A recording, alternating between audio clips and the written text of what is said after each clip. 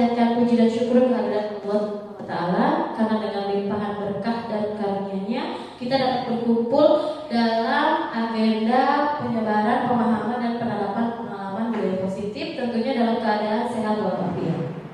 Salawat serta salam tak lupa kita curahkan kepada junjungan kita Nabi Muhammad SAW dan para sahabatnya. Baik Bapak Ibu guru hebat, pertama-tama saya mengucapkan banyak terima kasih ya karena Bapak Ibu sudah menyempatkan waktu untuk mau berbagi atau mendengarkan mengenai penerapan pemahaman pengalaman budaya positif dari saya ya.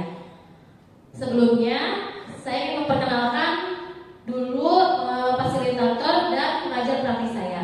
Saya Bisuci Apriani, calon guru penggerak angkatan 11, dan saya memiliki fasilitator yang bernama Bapak Anang Cuhendi SPD MPD, dan kemudian pengajar praktik saya bernama Ibu Siti Kulsum SPD.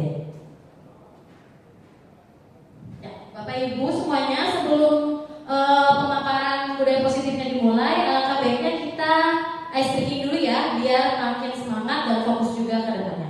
Maka Bapak Ibu silakan berdiri. Ice breakingnya nggak ribet-ribet, Bapak Ibu hanya mengikuti gerakan yang di video ya.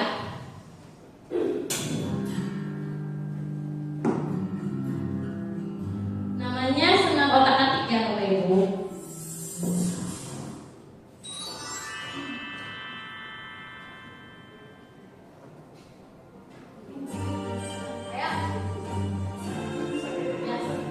Olahraga pagi ya. Sebelah kiri. Oke.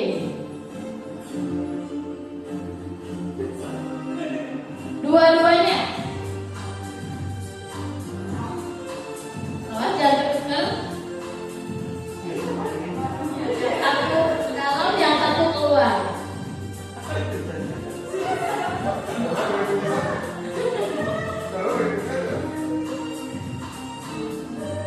Mulai ke gerakan kedua. Ya, tangan kanan dulu.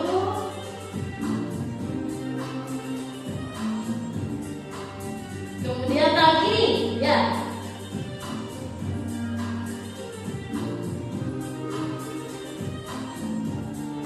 Selanjutnya berenang. Awas jangan ditukar, yang satu digeser, yang satu dipukul.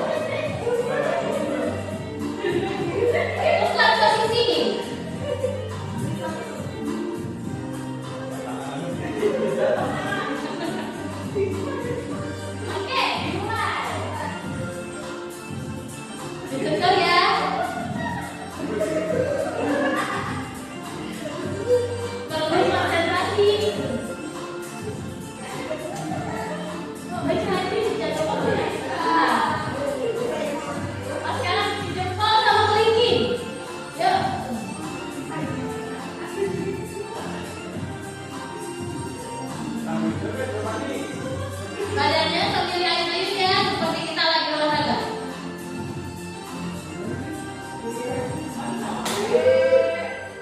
Jadi pinter ya, Bu Haji Rita pinter ya.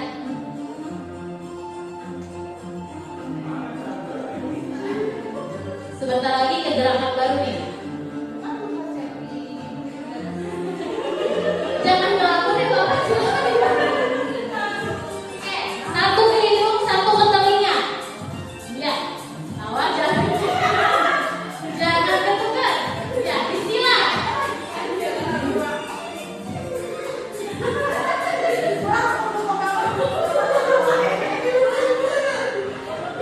Oke, perutnya diusap-usap.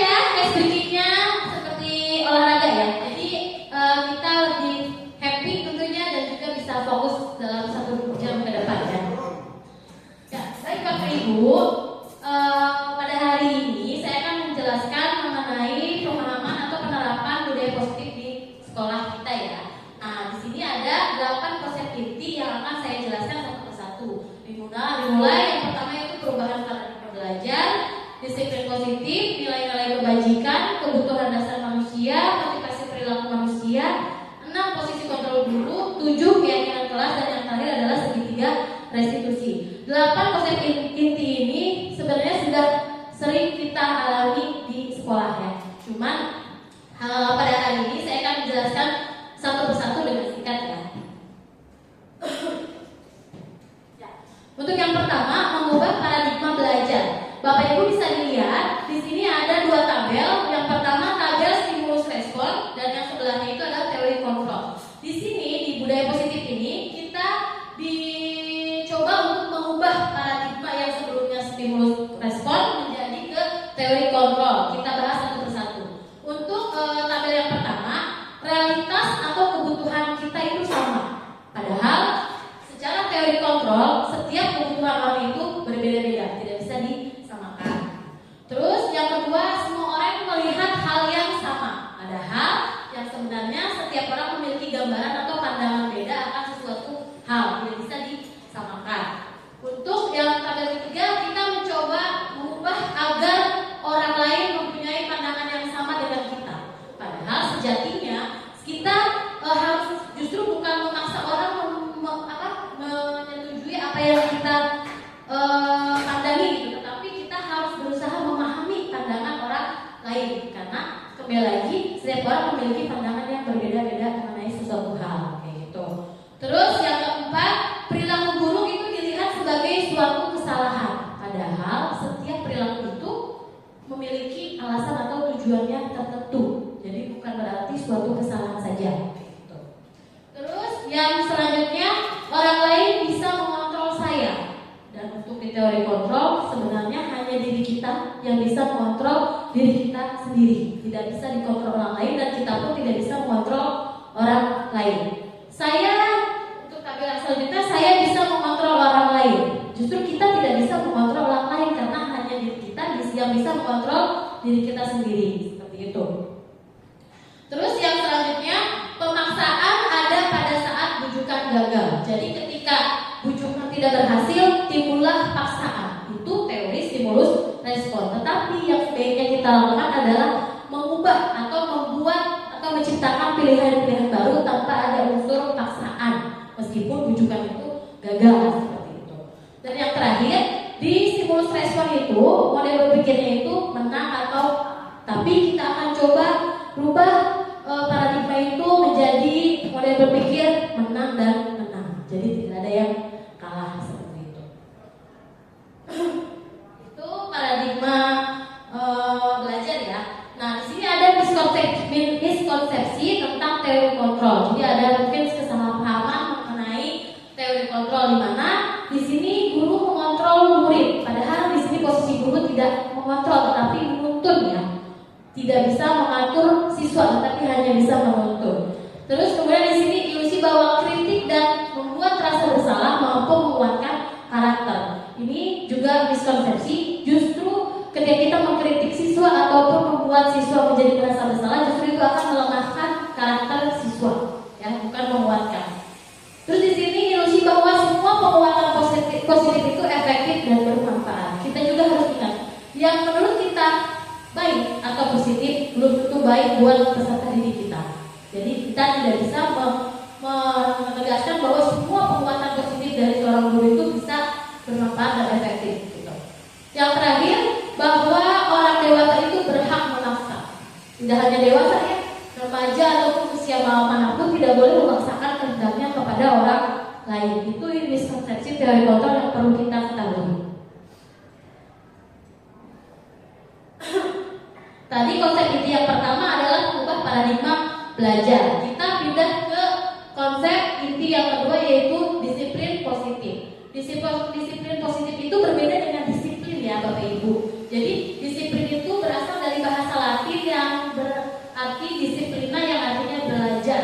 Jadi di mana disiplin itu biasanya erat kaitannya dengan hukuman yang ada di belakangnya. Itu secara ilmu mengenai disiplin. Tetapi disiplin positif di sini merupakan salah satu penerapan disiplin yang tujuannya itu menumbuhkan kesadaran siswa tanpa embel-embel di belakangnya. Maksudnya kita secara tidak langsung menerapkan budaya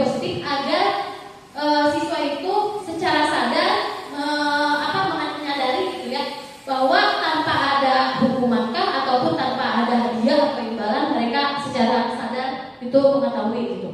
Nah itu untuk disiplin positif. Kita beralih ke konsep inti yang ketiga. Tadi kan ada 8 ya. Konsep inti yang ketiga yaitu tentang nilai kebajikan. Sebenarnya nilai kebajikan ada banyak, cuman saya rangkum menjadi 3 yang akan saya sampaikan pada pagi hari ini. Nah, nilai kebajikan itu kan yang sudah disepakati bersama, terlepas dari suku bangsa, agama, bahasa maupun latar belakangnya. Ada 3 nilai kebajikan. Yang pertama yang sudah sangat familiar di kita yaitu profil pelajar Pancasila, di mana dimensinya itu ada beriman dan bertakwa, berakhlak mulia, berkebinekaan global, gotong royong, mandiri, kreatif, dan bernalar kritis. Yang kedua, nilai kebajikan yang kedua yaitu Primary Youth Program, di mana di dalamnya itu ada nilai kebajikan toleransi, rasa hormat, integritas, mandiri, menghargai, antusias, empati, keinginawan, dan lain-lain di sini. Terus yang ketiga, nilai kebajikannya adalah 9 pilar karakter, di mana di dalamnya adalah cinta Tuhan dan segenap ciptaannya, kemandirian, tanggung jawab, hormat dan santun, dermawan, dan seterusnya. Nah itu adalah nilai kebajikan yang ingin diterapkan di sekolah kita ya. Nah Bapak Ibu, cuman yang sangat familiar di kita itu sekarang yang lagi tren itu adalah profil pelajar Pancasila. Ini lebih ke pengalaman saya, di mana saya kadang suka lupa ya kalau misalkan ditanya profil pelajar Pancasila dimensinya apa aja. Kadang kita suka lupa beriman dan bertakwa, terus apa lagi. Ketika saya loka karya, saya pertama itu ada seorang guru yang mengajarkan saya bagaimana cara mengingat profil Pancasila dengan happy dan memorable. Jadi dengan cara lagu. Nanti saya akan tampilkan.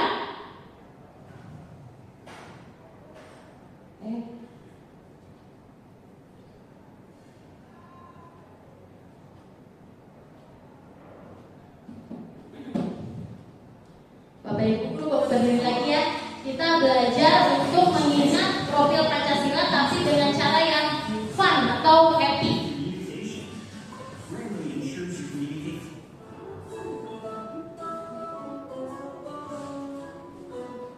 Ternyata profil pelajar Pancasila juga bisa dibuat tes speaking ya. Ya. Jadi nanti Bapak Ibu akan lebih gampang mengingat dimensinya. Pancasila beriman dan bertakwa pada Tuhan yang Esa dan berakhlak mulia, berkebinekaan global, gotong royong mandiri, kreatif dan bernalar kritis. Sampai hafal ya. Pada Tuhan yang Esa dan berakhlak mulia, berkebinekaan global, gotong royong mandiri, kreatif dan bernalar kritis. Oke. Coba kita mau tes nih. Tadi kan udah kasih contoh ya. Kayaknya 2 kali contoh udah bisa ingat nih. Boleh ya? Kita ulang, tapi tanpa melihat teks. Yuk, 1, 2, 3. Pelajar Pancasila beriman dan bertakwa pada Tuhan yang Esa dan berakhlak mulia, berkebinekaan global, gotong royong mandiri, kreatif dan bernalar. Sekali lagi, pelajar Pancasila beriman dan bertakwa pada Tuhan yang Esa dan berakhlak mulia, berkebinekaan global, gotong royong mandiri, kreatif dan bernalar kritis. Terima kasih. Gimana Bapak Ibu? Apa lebih mudah diingat? Apa bakal tidak ingat? Kayaknya lebih mudah ya. Jadi ternyata dimensi profil Pancasila itu beriman dan bertakwa.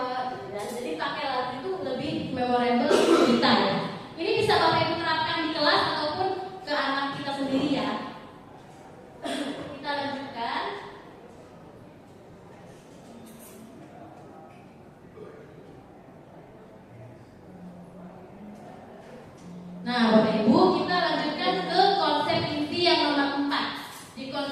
yang nomor 4 ini membahas tentang kebutuhan dasar manusia.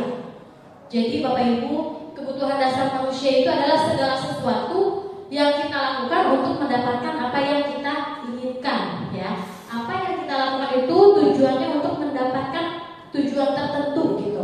Dan semua usaha terbaik yang kita lakukan dalam rangka agar kebutuhan dasar kita itu terpenuhi.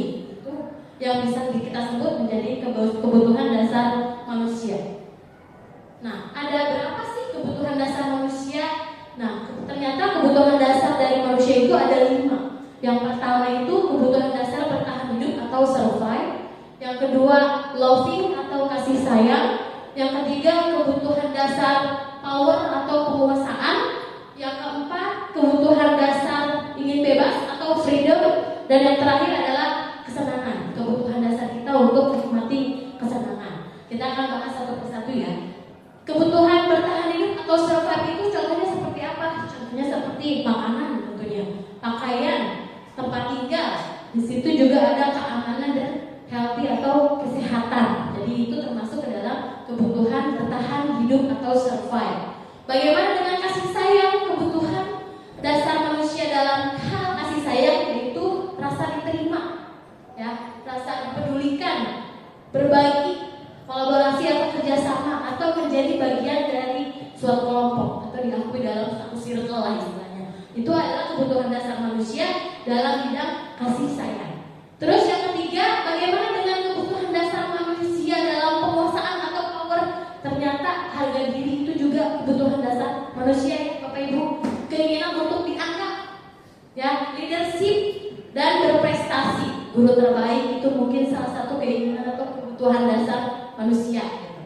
Nah, yang selanjutnya adalah kebutuhan dasar manusia dalam kebebasan atau freedom, di mana pasti manusia itu memiliki pilihan hidup, ya, mandiri juga, mencoba hal-hal baru, mampu mengendalikan arah dirinya mau kemana. Itu termasuk dalam kebutuhan dasar manusia dalam kebebasan atau freedom. Dan yang terakhir, ternyata kita sebagai manusia itu membutuhkan yang namanya fun atau kesenangan, ya, di mana di situ bisa kita aplikasikan dengan bermain, terus humor dan antusias ataupun tertawa. Itu ternyata salah satu kebutuhan dasar yang paling basic yang kita butuhkan adalah kesenangan. Baik, kita ke konsep inti yang kelima ya, yaitu motivasi perilaku manusia. Dalam motivasi perilaku manusia itu terbagi menjadi 2. Yang pertama, motivasi ekstrinsik dan motivasi intrinsik. Dari bahasanya ekstrinsik berarti motivasi itu datang dari luar, di mana mungkin ada 2 kemungkinan datangnya, dari menghindari hukuman, ya, atau ketidaknyamanan, ataupun sebaliknya mengharapkan penghargaan atau imbalan. Nah, itu adalah motivasi ekstrinsik. Nanti akan saya kasih contoh. Kemudian yang kedua itu adalah motivasi intrinsik, motivasi dari dalam, di mana untuk menjadi orang yang diinginkan dan menghargai diri sendiri dengan nilai-nilai yang dipercaya. Mungkin di kita saat ini, saya sebagai guru misalkan, tugas kita adalah mengajar. Tapi kalau motivasi ekstrinsik saya takut sama bapak kesel atau malah ingin menjadi guru terbaik, berarti itu motivasinya adalah ekstrinsik. Tapi kalau kita mengajar karena memang itu adalah passion kita, ingin ingin menuntun anak peserta didik untuk kesuksesannya, itu adalah motivasi intrinsik. Nah, semoga kita Bapak Ibu guru juga bisa memilih motivasinya intrinsik ya. Kita tidak mengharapkan menjadi guru terbaik atau tidak terbaik atau takut akan kepala sekolah, tetapi lebih ke motivasi atau kesadaran diri kita, yaitu motivasi intrinsik. Seperti itu.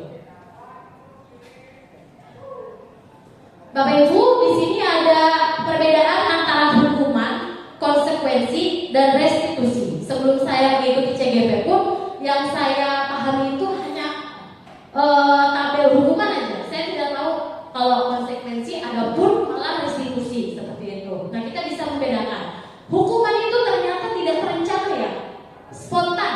Jadi misalkan ketika kita melihat siswa nggak dimasukin bajunya, spontan, ayo masukin, push up. Nah, itu hukuman yang secara tiba-tiba tidak dikonsep sebelumnya. Nah, itu yang dinamakan hukuman. Terus murid tidak tahu apa yang akan terjadi terjadi. Betul. Jadi murid tidak tahu apa yang akan terjadi pada dirinya dan dirinya pun tidak dilibatkan dalam hal itu. Terus yang kemudian bersifat satu arah, ya, murid benar-benar tidak dilibatkan di situ. Berupa hukumannya fisik atau psikis. Jadi bisa push up atau yang berhubungan dengan fisik, bisa juga bentakan atau cacian mungkin ya, atau kayak marahin gitu. Itu berupa psikis. Nah, kita bedakan ke konsekuensi. Konsekuensi itu terencana, ya. Beda dengan hukuman dan disepakati sesuai aturan yang sudah ditetapkan. Di sekolah kita juga kan pasti ada aturan gitu. Nah, di sini murid tetap dibuat tidak nyaman meskipun sudah terencana. Itu konsekuensi. Dan di sini guru itu akan menjadi seseorang yang memantau atau memonitor siswa gerak-geriknya. Jadi ketika siswa ada yang terpindah miring, langsung ditegur gitu ya. Nah, itu merupakan konsekuensi. Nah, dan Bapak Ibu, yang sebaiknya kita mulai rubah itu, kita coba hukuman dan konsekuensi itu dirubah menjadi restitusi, ya, di mana prosesnya menciptakan kondisi murid itu memiliki kesadaran kalau dia itu melakukan kesalahan dan juga proses kolaboratif yang mengajarkan murid untuk mencari solusi. Jadi restitusi seperti itu ya, muridnya akan sadar sendiri, akan memperbaiki sendiri dan mencari solusinya sendiri. Nah, kita mudah-mudahan bisa menerapkan budaya positif ini di sekolah ya Bapak Ibu. Kita ke posisi ke konsep inti yang nomor 6, yaitu posisi kontrol guru. Nah, kebetulan kan Bapak Ibu di sini guru ya, jadi dimana akan sangat dimana ya posisi kontrol kita sebenarnya. Mungkin sebelumnya kita nggak tahu kita itu guru itu sebagai apa. Nah, di sini ada 5 posisi kontrol guru, di mana ada posisi kontrol sebagai penghukum, ada pembuat rasa bersalah, ada posisi sebagai teman, pemantau, dan manajer. Nah, apa sih perbedaan dari kelima tersebut? Mari kita simak videonya ya. Nanti setelah ini kita akan merefleksikan.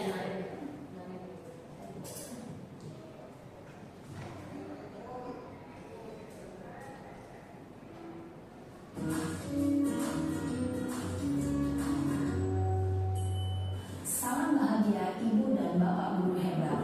Dalam penerapan disiplin positif restitusi, salah satu program yang dikembangkan adalah 5 posisi kontrol. 5 posisi kontrol dalam restitusi adalah proses perjalanan seorang pendidik agar dapat mengenali dirinya. Kali ini kita akan membahas tentang 5 posisi kontrol yang dikembangkan oleh Diane Dawson dan contoh penerapannya.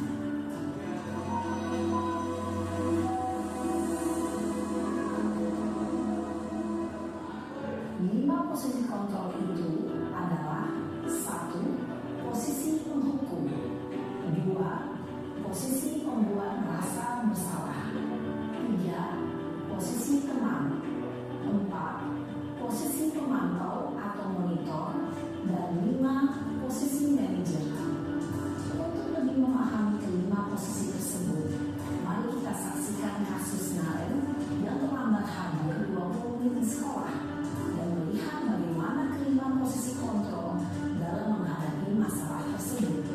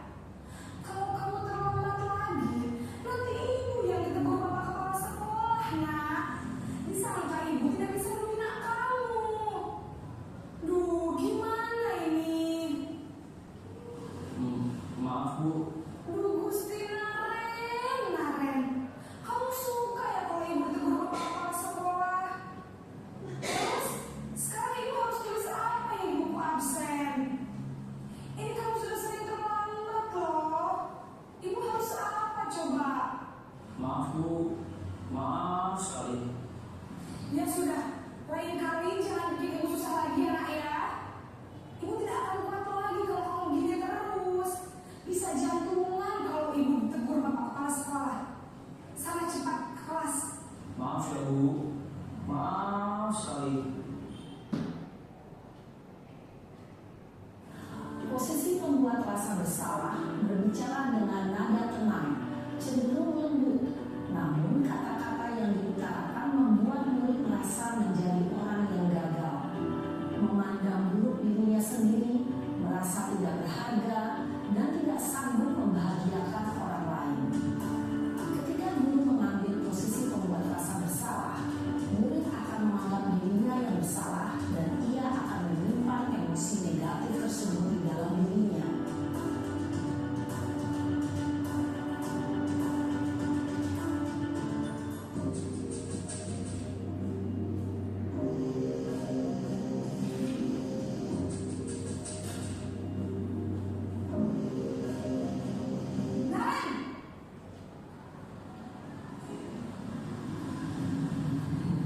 Selamat pagi Bu. Wah, sudah jam berapa ini nak? Terlalu pagi ya sayang. Iya Bu, habis ibu saya bukan saya Bu. Kamu malah menyalahkan ibu kamu. Kamu bukannya anak yang larinya paling kencang. Kok terlambat sih? Iya Bu, saya memang terlambat bangun tadi. Jadi biarpun saya lari kencang, tetap gak kekejar Bu. Ya sudah sana. Nanti lain kali larinya lebih kencang lagi ya.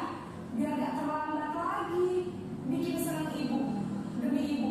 Bisa kan? Bisa Bu. Ya sudah sana masuk kelas. Ibu beresin urusan absen kamu. Kamu ini ada-ada saja. Dalam posisi teman, guru berbicara dengan nada suara ramah, akrab, cenderung bersenda bergurau untuk menjaga suasana tetap santai. Murid akan merasa senang, aman, dan akrab dengan guru. Identitas yang tercipta adalah identitas sukses atau berhasil. Namun, perlu diingat, karena ini masih dorongan eksternal, maka ada faktor ketergantungan dari murid kepada orang tertentu. Di sini, guru absennya, sehingga di lain waktu, murid bisa berperilaku baik, namun hanya kepada orang-orang tertentu saja.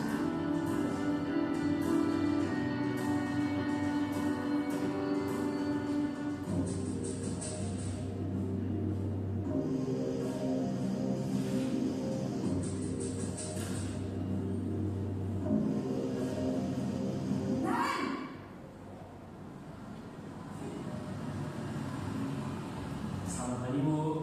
Naren, apa peraturan sekolah kita tentang jam berapa kita harus masuk sekolah, nak? Kita harus di sekolah jam 7 Bu. Iya betul, sekarang sudah jam 7.20. Naren sudah tahu konsekuensinya jika terlambat hadir. Paham Bu, saya harus tinggal kelas pas jam istirahat selama 20 menit. Iya benar, konsekuensinya demikian.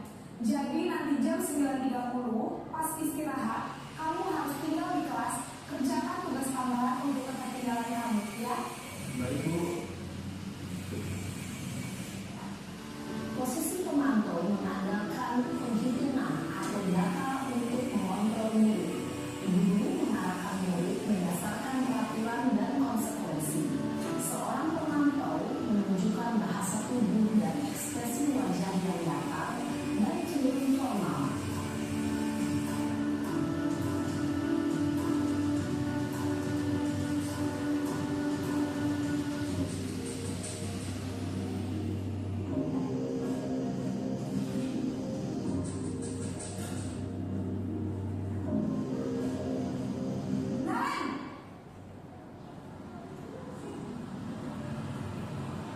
Selamat pagi Bu. Selamat pagi Naren. Maaf Bu, saya terlambat. Iya, sekolah masuknya jam 7, sekarang sudah jam 7.20. Jadi sekarang lebih naik ya, Naren. Maaf Bu, saya lupa alarm saya semalam.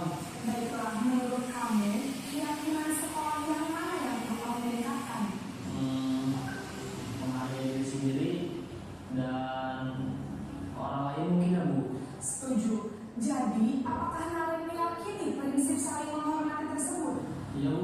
saya meyakininya. Apakah Naren bersedia memperbaiki masalah keterlambatan ini? Bersedia, Bu. Bagaimana kalau akan memperbaiki masalah keterlambatan ini? Saya akan coba untuk tidak lupa menyetel alarm saya, Bu. Baik, kalau Naren lupa menyetel alarm di rumah, ada orang yang kira-kira bisa bantu mengingatkan tidak? Ada, Bu. Kakak saya, Kak Emma. Ada lagi selain Kak Emma? Selain Kak Emma, ada ibu saya.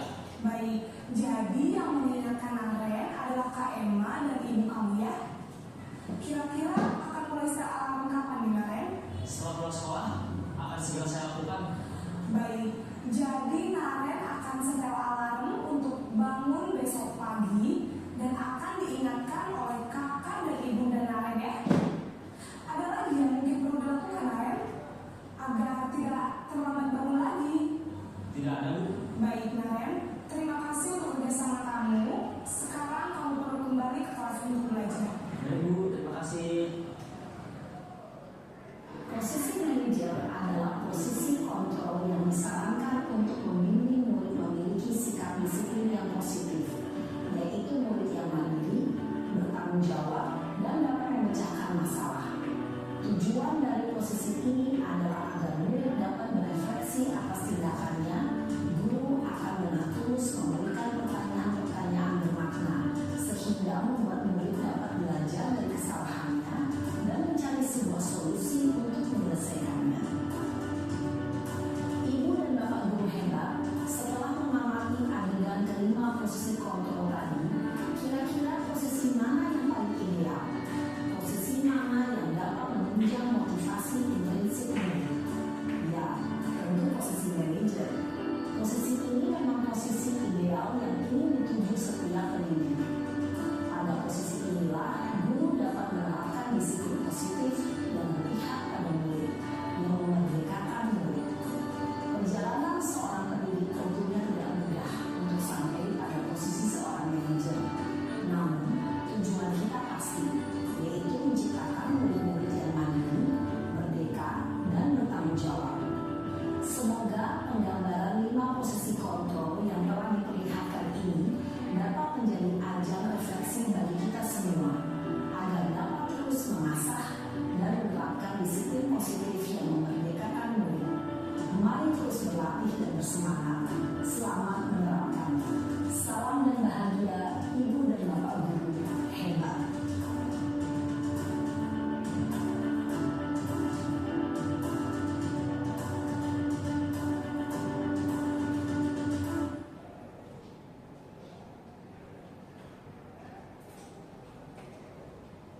Ya, baik Bapak Ibu, tadi kita sudah menyaksikan ya video yang lumayan durasinya agak panjang mengenai 5 contoh posisi kontrol guru.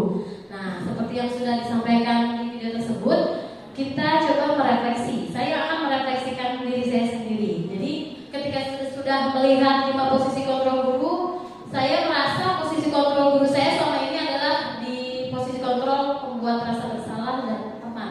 Dan ternyata itu perlu saya rubah secara pelan-pelan untuk mendapatkan posisi yang ideal, yaitu posisi manajer. Nah, untuk Bapak Ibu, adakah yang mau membantu merefleksikan di mana sih posisi Bapak Ibu guru setelah melihat video tadi? Mungkin ada yang mau, silakan Bapak. Bismillahirrahmanirrahim. Assalamualaikum warahmatullahi wabarakatuh. Terima kasih Bu Suci atas waktunya. Luar biasa sekali pemaparan yang diberikan oleh Bu Suci. Membuat saya tertampar ya, karena selama ini yang saya lakukan di sekolah ini sebagai guru, mungkin dari kelima posisi kontrol itu ada beberapa yang sudah dijalankan, namun saya belum sadar atau belum memahaminya. Tapi yang paling banyak dilakukan oleh saya adalah posisi penghukum, lebih ke situ. Nah, itu memang kurang pas atau kurang baik untuk dilaksanakan. Tapi saya berharap nanti ke depan saya bisa lebih baik lagi dan bisa menerapkan posisi kontrol sebagai manajer untuk anak-anak di sekolah ini. Itu mungkin yang bisa saya sampaikan. Terima kasih. Assalamualaikum warahmatullahi wabarakatuh. Waalaikumsalam. Waalaikumsalam warahmatullahi wabarakatuh. Terima kasih Pak Cika untuk refleksinya. Mungkin ada satu lagi ibu guru yang mau merefleksikan kira-kira posisi kontrol kita selama ini ada di mana gitu ya. Kira-kira siapa lagi yang mau? Bu Rita boleh di mana posisi kontrol ibu selama ini gitu. Bismillahirrahmanirrahim. Assalamualaikum warahmatullahi wabarakatuh. Iya, terima kasih Bu Suci, bagus sekali pemaparannya. Ini tentang budaya positif ya. Dari setelah menyimak video yang tadi, kelima posisi kontrol kita sebagai guru sama, karena saya menjabat sebagai staf kesiswaan, jadi saya tuh sebagai guru penghukum. Ya, jadi menjadi guru penghukum itu. Terus mungkin ya nanti kedepannya setelah Bu Suci memaparkan 5 posisi kontrol guru ini, kedepannya saya akan berusaha menjadi guru yang manajer. Ya, oke, segitu saja. Terima kasih. Assalamualaikum warahmatullahi wabarakatuh. Ya, waalaikumsalam warahmatullahi wabarakatuh. Betul ya, menjadi posisi kontrol sebagai manajer itu mungkin tidak mudah ya.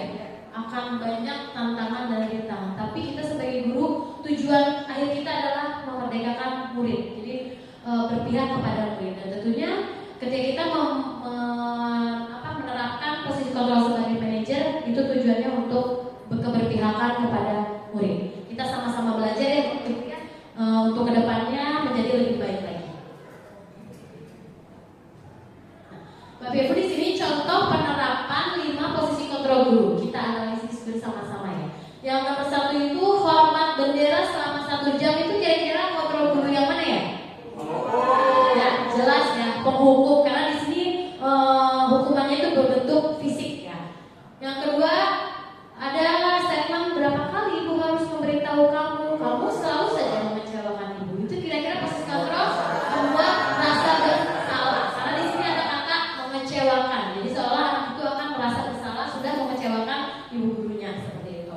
Yang ketiga, ayo dong ikuti aturan sekolah, tolong bantu ibu ya.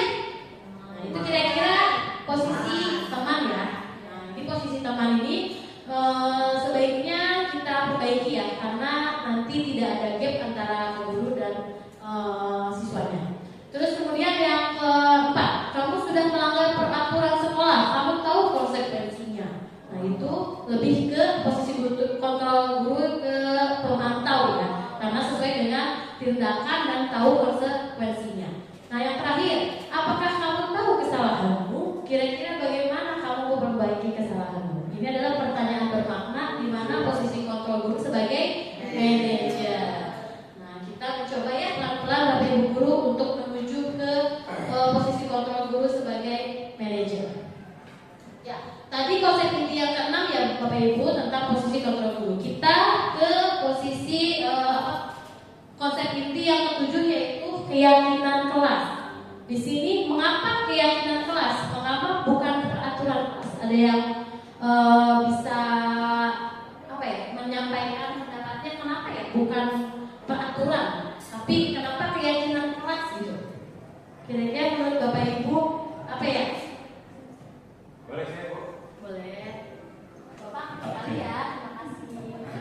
Karena ini hal baru bagi saya penasaran. Tapi ini hanya menurut pendapat saya, Ibu ya. Mengapa bukan keyakinan kelas? Mengapa keyakinan kelas atau bukan peraturan kelas? Mungkin dari saya, kenapa bukan peraturan kelas? Jadi peraturan kelas itu biasanya sudah ada dibuat oleh satu orang. Nah, kalau keyakinan saya masih belum paham. Mungkin nanti bisa dijelaskan sama Ibu. Itu aja, terima kasih, Bu. Terima kasih Pak Rizka. Ya, kenapa sih keyakinan kelas tapi bukan peraturan kelas ya? Kita akan bahas. Nah, peraturan kelas itu betul sudah dibikin hanya satu arah ya, tetapi tidak melibatkan semua orang yang ada di dalamnya. Dan biasanya peraturan itu relate dengan hukuman, dan itu pasti membuat ketidaknyamanan oleh peserta didik. Nah, makanya kita harus membuat pembentukan keyakinan kelas. Nah, di sini ada karakteristik atau ciri-ciri pembentukan keyakinan kelas di mana biasanya bersifat abstrak, terus berupa pernyataan universal dibuat dalam pernyataan positif. Nah, biasanya keyakinan kelas itu tidak boleh ada kata jangan atau tidak gitu ya, tetapi lebih ke kalimat-kalimat positif. Terus sedikit saja agar mudah diingat. Nah, biasanya keyakinan kelas itu tidak banyak tapi mudah diingat, sesuai dengan kondisi kelas dan sekolah sehingga mudah diterapkan. Semua warga sekolah atau warga kelas dilibatkan ya, karena tidak satu arah itu ya. Contohnya, kita tidak bisa membuat keyakinan kelas seperti tidak boleh membuang sampah sembarangan. Kita ganti dengan buanglah sampah pada tempatnya. Tidak menggunakan kata negatif atau tidak itu ya. Itu untuk keyakinan kelas. Ya, Bapak Ibu, kita hampir selesai, dan konsep yang terakhir adalah segitiga restitusi. Apa sih itu segitiga restitusi? Jadi segitiga restitusi itu adalah proses dialog yang dijalankan oleh guru agar mendapatkan murid yang mandiri dan bertanggung jawab. Ini mungkin akan sering kita hadapi di kelas ya, apalagi kita posisinya sebagai wali kelas. Dalam segitiga restitusi itu ada 3 tahapan. Yang pertama adalah menstabilkan identitas, yang kedua validasi tindakan yang salah, dan yang ketiga adalah menanyakan keyakinan. Mari kita bahas satu persatu. Dalam menstabilkan identitas, di sini kita membesarkan hati murid seolah-olah kita mengerti apa yang murid itu lakukan. Contohnya di sini, berbuat salah itu wajar.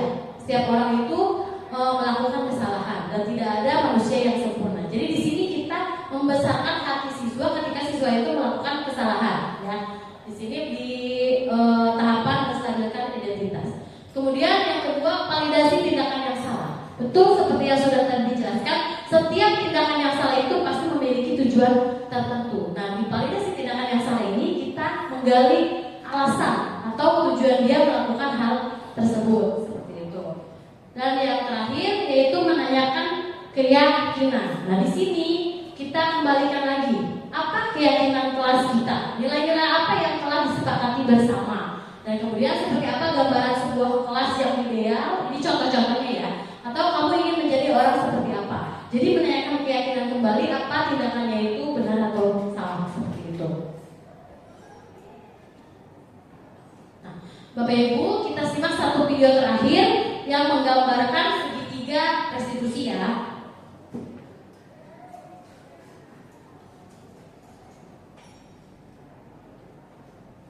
Pertanyaan bermakna yang dapat membuat murid menjadi lebih percaya diri, bertanggung jawab.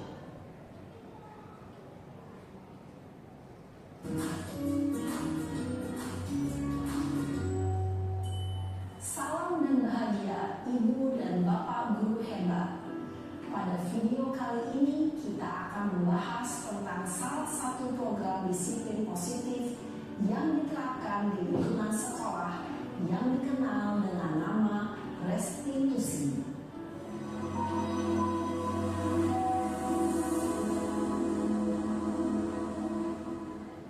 Restitusi dikembangkan oleh pakar pendidikan Diane Gosson, berlandaskan pada teori kontrol Dr. William Gleason.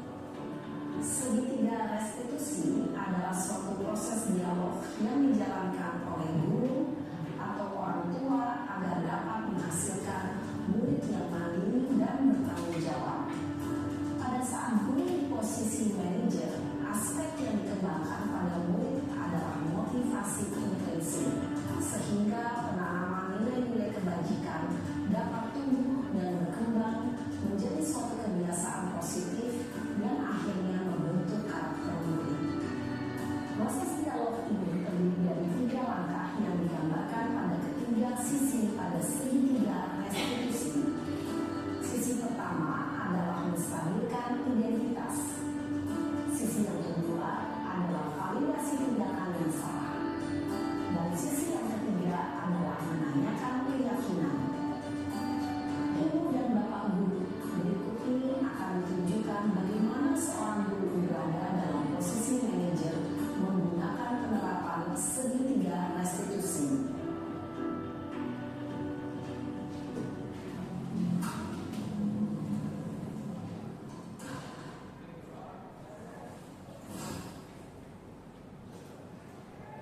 Siang Sarah. Siang Pak.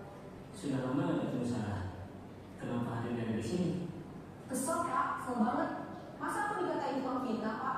Ya aku nggak tahu lah. Aku balik dikatain Eka di depan kelas. Kesel banget. Oh begitu. Ya pasti kamu marah dan kesal. Bapak juga akan marah apabila ada yang menuduh Bapak seperti itu. Kemudian pada saat itu kamu melakukan apa? Ya saya langsung ngatain Eka lah Pak.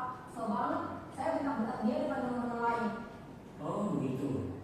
Pasti kamu melakukan seperti itu karena suatu alasan tertentu kan? Iyalah, masa saya diam saja Pak? Ya saya bela diri lah. Masa saya dituduh tukang fitnah? Ya wajar lah. Mempertahankan harga diri itu sesuatu yang penting buat kamu. Untung kamu tidak lebih digambar lagi. Hanya membentak-bentak. Iya Pak.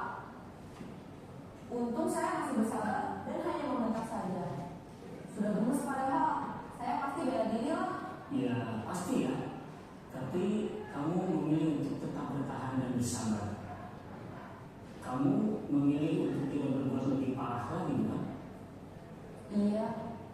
Nah, sekarang coba kita lihat lagi tindakan kamu yang bentak-bentak Eka di kelas. Tindakan kamu itu kira-kira sesuai dengan keyakinan kelas atau prinsip kamu tidak? Enggak lah Pak. Capek Pak jadi pemarah. Jadi keyakinan atau prinsip mana yang kurang sesuai dengan keinginan kamu? Ya, saya sebenarnya sangat menghargai orang lain. Mungkin saat itu saya menjadi emosi, jadi tidak menunjukkan sikap itu. Kamu meyakini tidak? Menghargai orang lain itu penting buat kamu. Yakin lah Pak. Iya, setuju. Kita harus saling menghargai. Namun, ada juga keyakinan yang kita sepakati yang perlu kita jalankan apabila kita sedang marah, kan? Ya saya bisa lebih proaktif, mulai dengan diri sendiri. Saya bisa jadi lebih bersabar, mengambil waktu jeda untuk berpikir mau apa selanjutnya. Kira-kira kamu bersedia memperbaiki masalah ini tidak? Bersedia Pak. Kalau kamu memperbaiki masalah ini, kamu akan menjadi orang seperti apa? Saya akan menjadi orang yang bertanggung jawab kali ya Pak. Dan senantiasa proaktif. Iya, menurut kamu bagaimana rasanya menjadi orang seperti itu? Ya nyaman lah, bangga bisa bersabar dan menahan diri. Baiklah kalau begitu. Yuk kita pikirkan bagaimana memperbaiki masalah ini.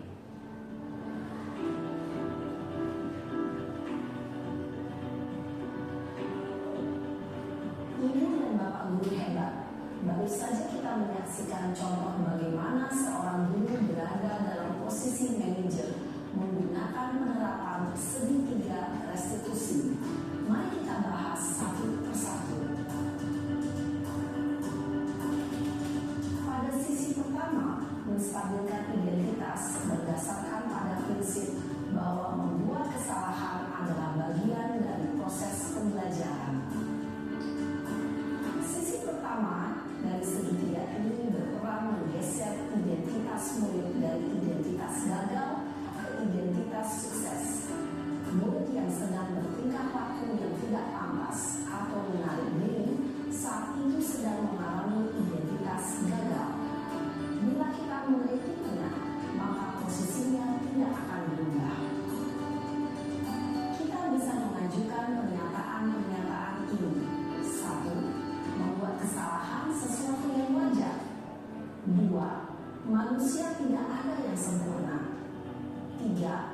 Kita bisa memperbaiki masalah ini. 4. Saya tidak menanyakan kesalahannya. Saya lebih fokus bagaimana memperbaiki masalah ini. 5. Apakah saat ini kamu telah menjadi orang yang baik untuk dirimu sendiri? Pada sisi kedua, validasi tindakan yang salah berlandaskan pada prinsip bahwa setiap perilaku berupaya memenuhi suatu kebutuhan tertentu.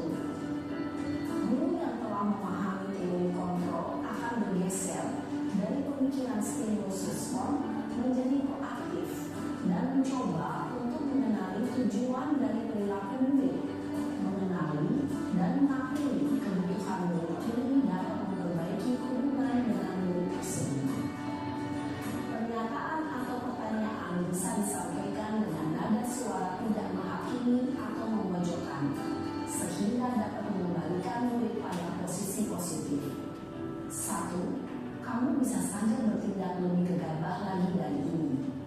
2. Kamu bukan melakukannya tanpa suatu alasan tertentu. 3. Kamu melakukannya karena mempertahankan sesuatu yang penting bagimu. 4. Mungkin kamu bisa mempelajari suatu perilaku baru yang lebih efektif.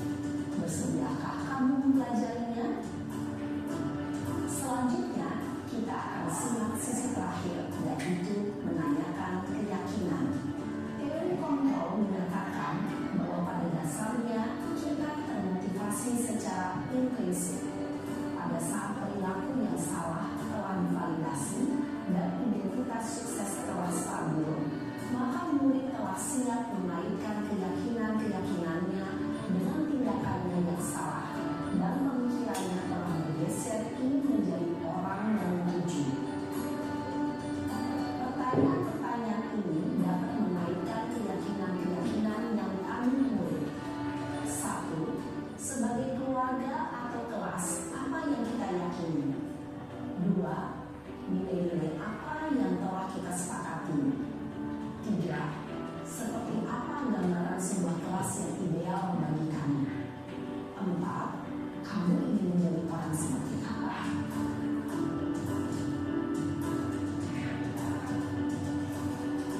Dalam menerapkan segitiga restitusi, perlu diperhatikan beberapa hal, yaitu 1.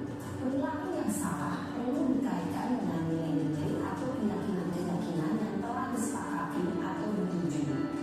2. Kesediaan orang yang melakukan kesalahan untuk memperbaiki masalah.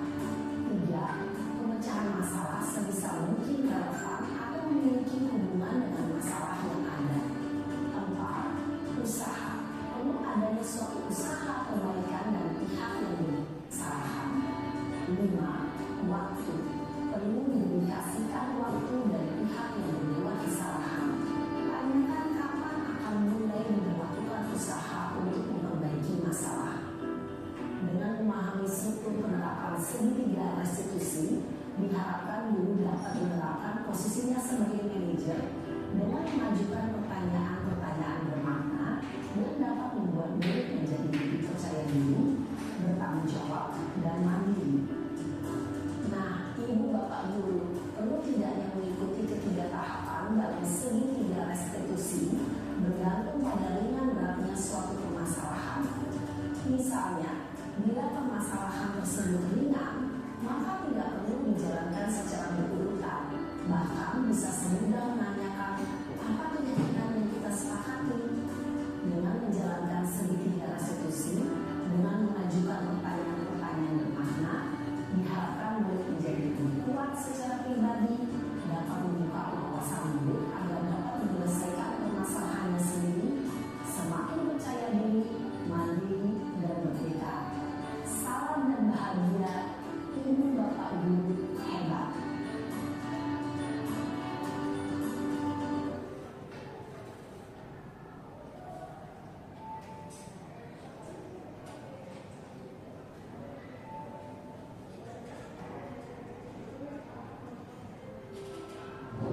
Ya, baik Bapak Ibu guru hebat, Masya Allah sekalian, kita tadi sudah melihat seorang guru di mana dia memiliki posisi kontrol sebagai manajer menghadapi permasalahan siswa dengan melakukan penerapan segitiga restitusi ya. Kita fokus ke kalimat terakhir di sana, di mana ketika kita menghadapi permasalahan kita bisa membedakan ya permasalahan ringan, sedang ataupun berat. Jadi ketika permasalahan itu ringan, kita tidak perlu mengurutkan ketiga tahapan segitiga restitusi tersebut. Jadi bisa langsung ke inti dari permasalahannya. Dan kita sebagai guru pasti sudah tahu ya mana permasalahan siswa yang kita anggap ringan, berat ataupun sedang seperti itu. Ya baik Bapak Ibu guru, ini sudah ada di penghujung penerapan budaya positif hari ini. Sebelum saya akhiri, mungkin adakah yang bersedia memberikan refleksi dari awal penyampaian konsep inti nomor 1 sampai nomor 8. Mungkin Ibu ada yang, Bapak Ibu ada yang mau merefleksi? Silakan Ibu. Assalamualaikum warahmatullahi wabarakatuh. Masya Allah ya, pada hari ini kita mendapatkan banyak ilmu yang baru yang tentunya dibagikan oleh Ibu Suci. Banyak hal-hal yang ternyata selama ini tuh masih perlu kita perbaiki. Tadi mulai dari bagaimana cara kita mengetahui kebutuhan dasar murid, dari terus bagaimana kita memberlakukan tadi antara hukuman, konsekuensi dan restitusi yang selama ini kita hanya tahu masih di tahap hukuman saja ya. Oh ternyata tuh selama ini kita menghukum anak itu tidak sepenuhnya kita tuh melakukan hal yang benar seperti itu ya. Kan selama ini kita berpikir bahwa oh kita sebagai guru ini merasa diri kita itu orang yang paling tahu, orang yang paling benar gitu ya. Ternyata banyak hal ternyata setelah kita pelajari hal-hal yang perlu kita koreksi bersama seperti itu. Selanjutnya saya tadi juga dari pemaparan dari Bu Nesuci ya, kita tahu bahwa sebagai seorang guru ketika menghadapi permasalahan kita perlu mendapatkan pendekatan secara manajerial ya. Manajerial ini benar-benar hal yang baru saya tahu. Kemarin lebih banyak kita itu perlu dekat dengan anak, malah menjadi posisinya itu sebagai teman. Malah kalau sebagai teman, siswa itu hanya kepada kita aja yang mau memperbaiki diri kalau cuma kita tidak menyeluruh kepada bapak ibu guru yang lain. Mungkin itu yang bisa saya sampaikan. Terima kasih ilmu yang bermanfaat yang sudah dibagikan. Wassalamualaikum warahmatullahi wabarakatuh. Ya baik, terima kasih Bu Sakina atas refleksinya. Mungkin ada tanggapan lain dari Bapak Ibu atau cukup? Ya, Bapak Ibu, sebelumnya saya bukan menggurui ya, ini hanya berbagi penerapan budaya positif. Semoga selama 1 jam ini kita bisa mengambil hikmah dan manfaatnya ya, dan kita tentunya bisa terapkan di kelas ataupun di sekolah seperti itu. Bapak Ibu baik, terima kasih untuk waktunya. Mohon maaf apabila ada kekurangan ataupun kesalahan dari saya cukupkan. Wabillahi taufiq wal hidayah. Wassalamualaikum warahmatullahi wabarakatuh. Tepuk tangan untuk kita semua.